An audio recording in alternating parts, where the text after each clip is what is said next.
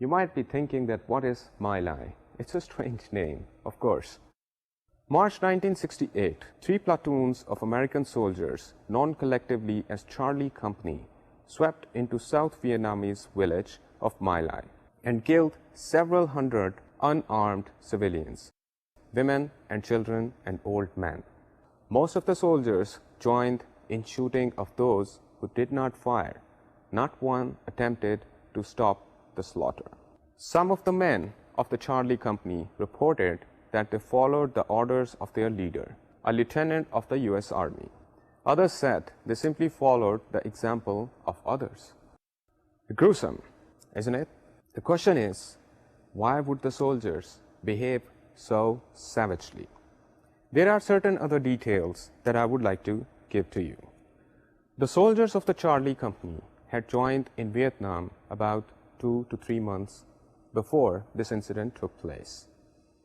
They mentioned that they were being constantly attacked upon because they were fighting a guerrilla war over there, because they were in the enemy area and there was insurgency taking place over there. They were under extreme stress, of course. And they received the orders that in the My Lai village, the American army is suspecting the armed men of the Vietnam army. And they had to launch an operation to go there and get those men. And they simply went in there.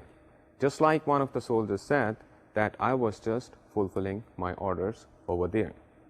However, the types of pictures that we have seen are extremely gruesome because there were few men and all those men were old men and there were ladies and children. If the troops had to enter in that village, the question is, why would they behave so savagely? Since I happen to be an ex-army officer, I understand that the training of the army is very, very extensive. This is not only the physical training, but this is also a lot of mental training. Soldiers are raised up to become civilized citizens. Though their job is to fight wars, is to defend against the enemies of the country. However, their training, it is make sure that they learn a lot about how to become civilized citizens. The question is that any person who enters into such sort of a state of affairs, would he be behaving the way the American soldiers behaved? Because normally, ordinarily, normal people do not tend to see these types of situations. However, when we come to think of it, can you say that we can forgive those soldiers because they were under extreme stress? See, it is a question that relates back to the same debate. Was it the environment, was it the situation, or was it the free will of the people? Students, I have some more information about this My Lai massacre. However, before that, I would like to tell you what one of the Charlie Company soldiers said. He said, I looked around and saw everyone shooting. I didn't know what to do, so I started shooting. This sounds more like this soldier was under the grip of the circumstances. The environment was impacting upon him very, very heavily. And what he did what the rest of the people were doing. Environment and behavior. Social environment and behavior. Which means the social environment, the social dynamics of that place at that particular time just prompted this soldier to do exactly the same way as the other members in the group were doing. So, is it a justification? Let me give you some questions to think about this massacre. The questions are, does the way people think and act is production of their inner dispositions? If you take this question to understand the My Lai massacre, the question would be, do you think what people did over there, what American soldiers did over there was based upon their inner disposition because they were the people like that, or because they were in that particular situation where somehow the circumstances made them behave in a certain way? The next question is, do the situation play a role? Was it only because of the situation that soldiers behaved savagely the way they did? The next question is, does the environmental factors contribute to the way people think, feel, and act? The way those soldiers were thinking, feeling, and acting, was it because of the environment? Was it because of the situation that made them do that?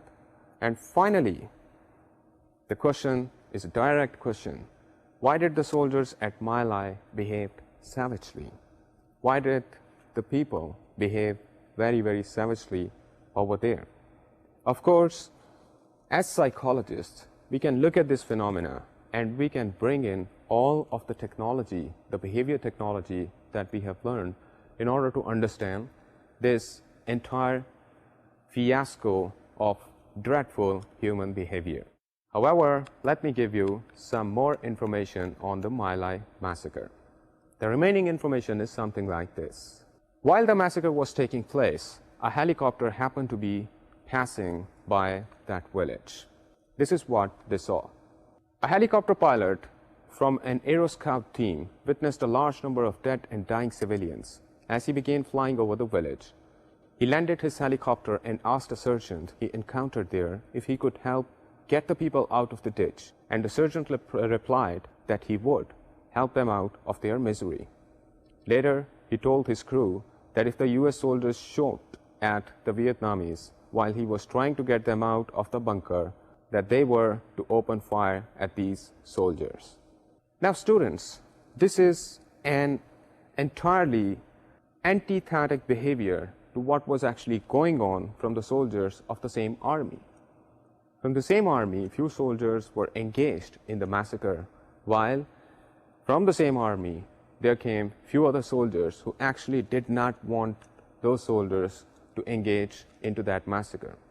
And they were so charged for that, that they would even fight against their own fellow soldiers.